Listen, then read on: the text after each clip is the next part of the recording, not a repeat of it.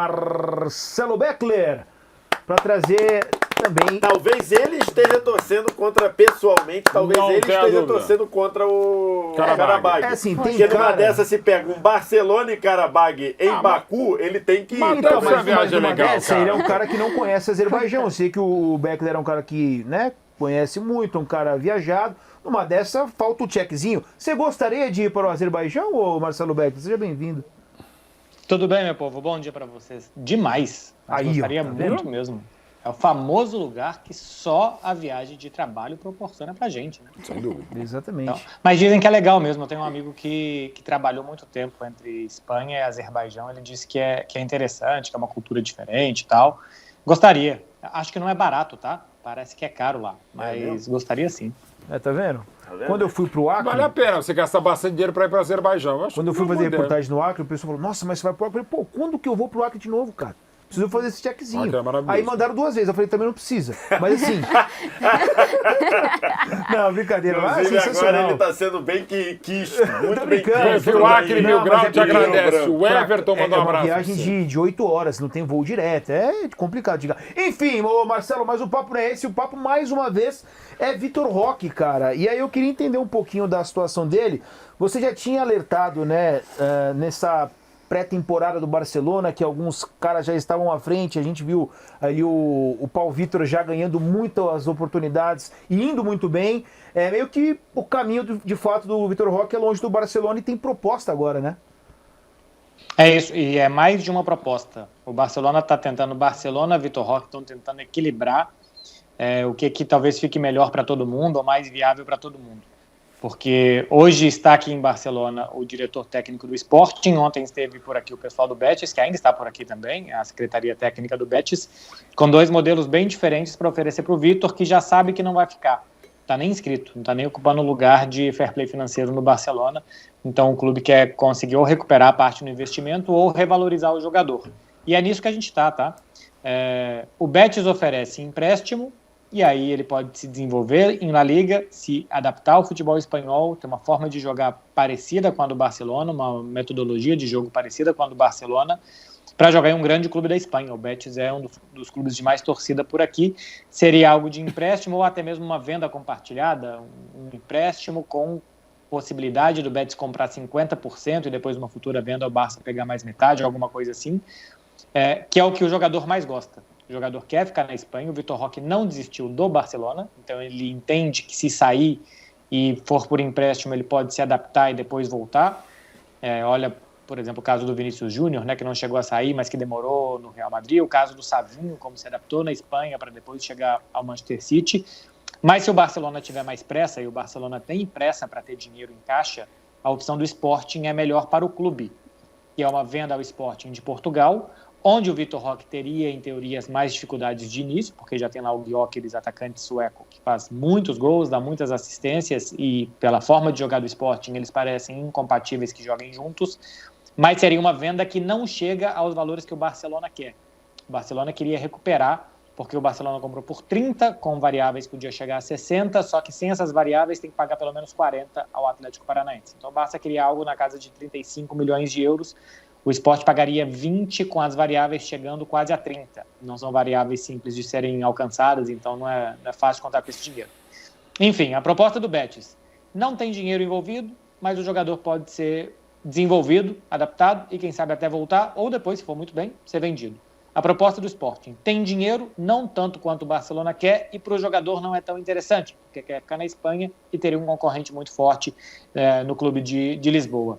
Nisso estão decidindo agora, talvez hoje, amanhã ou até o dia 31, porque tendo as propostas não existe tanta pressa para assinar, dá para esperar chegar mais alguma coisa, mas pode ser em breve que o Vitor Roque tenha um destino fora do Barcelona. E o pessoal por aí já coloca como, de repente, uma das piores contratações ou uma das piores Imagina, teve decepções. Muita gente. Não, mas eu digo assim, Nossa. acho que pelo fato de ser brasileiro se traz algo bom, interessante para o torcedor do Barcelona, enfim, até mesmo para a diretoria que Ele nem contratou. teve muita chance, na verdade. Mas de repente já é tratado como algo assim bem decepcionante, ô Marcelo? Bem decepcionante, sim, mas é isso, né? Como ele não jogou tanto, ele não teve tantas oportunidades, talvez esbarre mais a culpa na secretaria técnica, no Deco, no João Laporta, pelos timings, né, dessa contratação. Por exemplo, ele chegou em janeiro, depois que o Gavi se machucou, a comissão técnica queria um meio-campista, chegou um atacante. E aí ele chegou depois de 2 meses de uma lesão, de 1 mês de férias, chegou sem estar com ritmo de jogo em meio de temporada, sem estar adaptado, então por isso jogou pouco, e agora também não conseguiu mostrar. Então talvez os timings, se fosse para o Vitor Roque chegar agora e ser emprestado agora, a gente não estaria tendo esse tipo de avaliação. Então acho que a decepção não é tanto com ele, tá? Porque todo mundo entende que realmente ele chegou aqui meio vendido, assim, pela forma com que a negociação foi feita. Talvez a pior contratação, uma decepção, seja de quem planejou que o Vitor Roque chegasse na situação que ele chegou.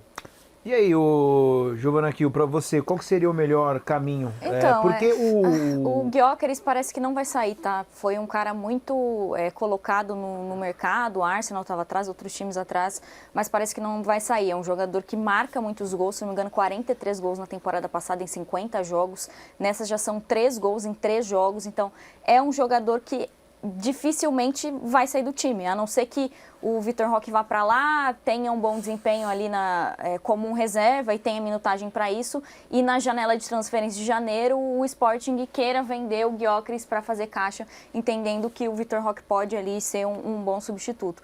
Mas acho bem complicado. Talvez é o melhor caminho, e ainda mais pensando que ele tem esse desejo de um dia ser realmente aproveitado no Barcelona, o empréstimo para o Betis seja o melhor caminho. É porque o Sporting, o VS também joga na Liga que é muito de desenvolvimento para brasileiros, então, né? Eu acho que a melhor saída era... Eu acho que Portugal era o melhor para o Vitor Roque nesse momento.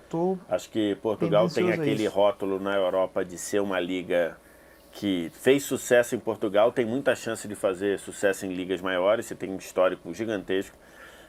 Eu acho que jogar no Sporting, o Sporting é um time muito ofensivo, é um time muito protagonista. 90% dos jogos do Sporting na temporada ele é protagonista.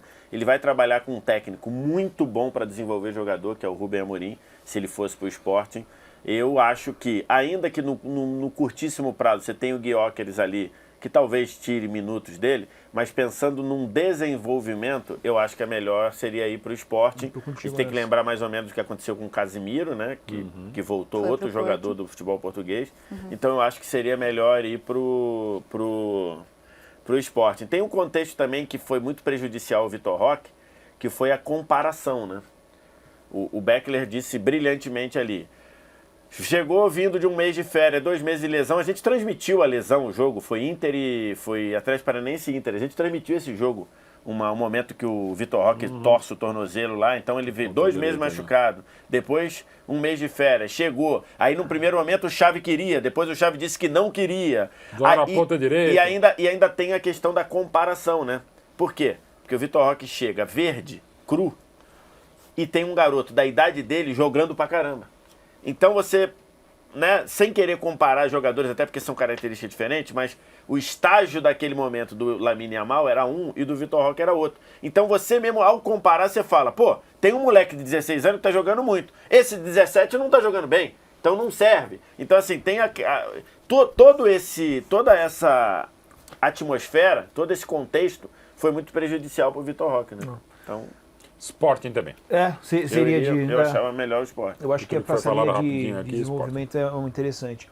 Ô, Beckler, só para te liberar aqui, ainda nessa questão de comparação, a gente viu na pré-temporada, né? Alguns moleques eu até achei, eu fiz um jogo do Barcelona, achei os moleques fora da curva, né? Principalmente os 2 volantes que jogaram, inclusive, em La Liga, né? Até por conta disso, você acha que existe uma pressão maior? Porque, pô, acabamos de colocar o moleque de 17 anos, outro que tem 21 para jogar, e os caras já conseguiram dar uma resposta rápida. Barcelona sábado jogou com 3 de 17 e 2 de 20. Cara, mas metade do time titular. Se eu não estou equivocado, o Caçador e o Bernal, se não estou equivocado, pô, são 2 jogadores para mim assim, fantásticos.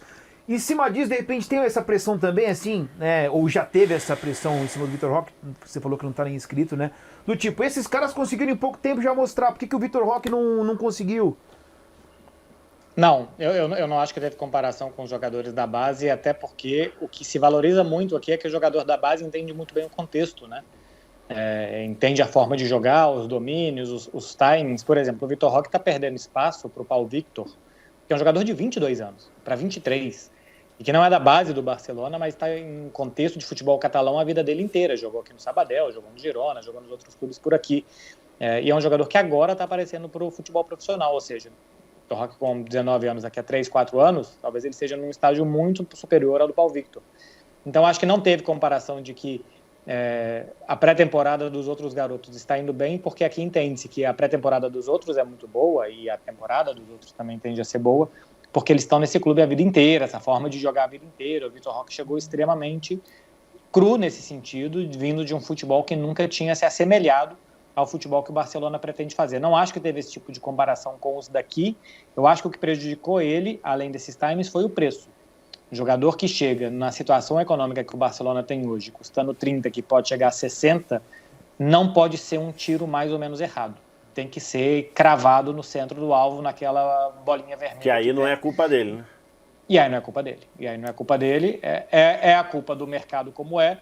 O futebol brasileiro vendeu Vinícius, Rodrigo, Endrick, agora o Estevão. O futebol brasileiro vende promessas e promessas e promessas. E esse é o preço de uma grande promessa. Ele está mais ou menos no nível que os outros quando saiu, né? Assim, de projeção de onde poderia chegar. Só que o Barcelona não tem possibilidade de erro. O Real Madrid está contratando o Endrick para se aprimorar aqui e tal, e para daqui a pouco jogar. O Barcelona precisava dele para ontem. Literalmente, né? O Barcelona precisava dele para quando chegou aqui, porque vinha de um meio de temporada muito ruim, que depois foi até melhorando. Então, o que mais prejudicou ele na pressa e na ânsia de que a cada minuto ele se provasse, foi que um clube com uma situação econômica tão debilitada não pode se dar o luxo de ter um jogador de 60 milhões de euros no banco enquanto o time está precisando. Valeu, viu, Beckler? Só para fechar, você falou o Barcelona, ele não desistiu do Barcelona. O Barcelona já desistiu de Vitor Roque. Se emprestar ao Betis, não. Se emprestar ao Betis, o Barcelona entende que ele pode ser desenvolvido. A intenção do Xavi era que ele fosse emprestado na temporada passada, por exemplo. Tá. Eu lembro que em conteúdos que eu produzia aqui para a TNT e para os meus canais próprios, muita gente chegou a chamar o Xavi de racista. Não colocava um garoto que não estava pronto para jogar, né? Então a gente tem que ter muito cuidado com as palavras. E o Xavi defendia que o Vitor Roque tinha que ser emprestado justamente para se adaptar. Só que o Barcelona hoje tem uma urgência financeira. Então, se ele for emprestado ao Betis, eu acho que é uma amostra que o Barcelona não desistiu dele completamente. Que acho que ele pode se desenvolver em outro clube do futebol espanhol. Ano que vem o Lewandowski, que vai ter 36 para 37 anos, vai estar acabando o contrato. E quem sabe o Barça vai precisar de um jogador de rendimento imediato, contrata outro, e o Vitor Roque seja o plano B. Boa. Valeu, viu, Marcelo Beckler? Obrigado. Qualquer novidade você volta com a gente. Forte abraço. Ele que quer ir para o Azerbaijão, tá, VSR? Só para deixar claro. O Beckler, não o Vitor Roque, né? Para deixar muito claro. Não o Vitor Roque, o Marcelo Beckler.